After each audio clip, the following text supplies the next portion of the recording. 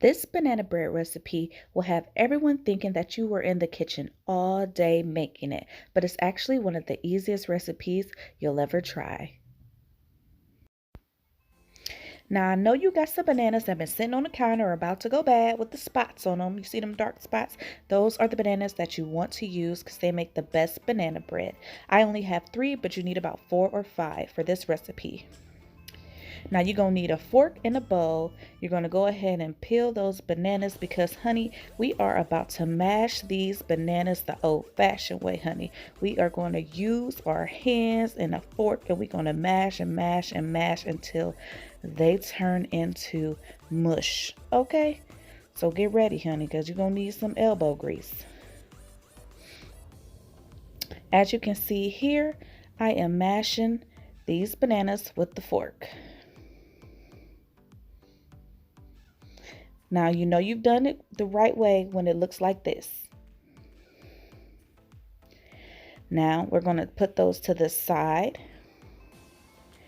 And we're going to grab 2 large bowls because one is going to be for your dry ingredients and one is going to be for your wet ingredients.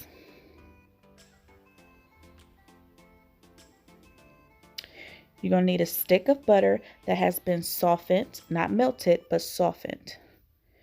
You're going to need a 1/2 cup of white sugar and a 1/2 cup of brown sugar.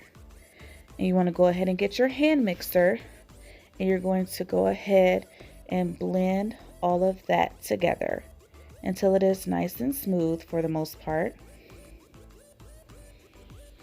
If you don't have an electric hand mixer, you can do this by hand with a rubber spatula.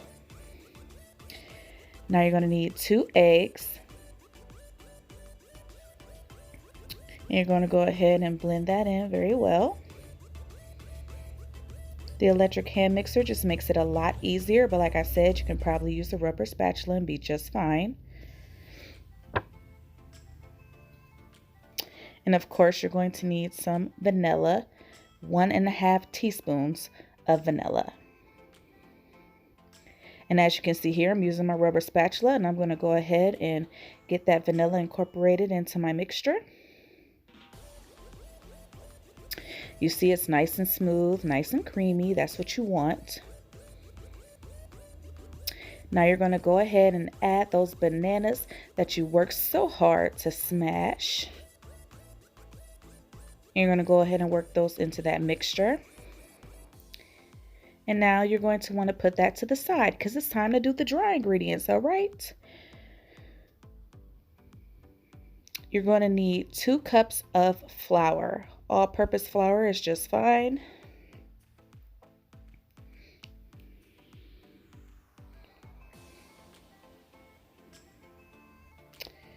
And you're going to need 1 teaspoon of baking powder. And you're going to need a teaspoon of baking soda. And you're going to need a 1/2 teaspoon of salt.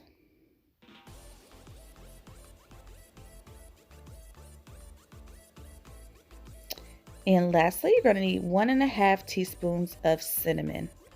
Cinnamon is going to give it just a nice little flavor. You want to mix those together. Just get you a spoon and just mix them together. Now you want to bring your wet ingredients back over. And you're going to add 1/2 of the dry ingredients to your mixture.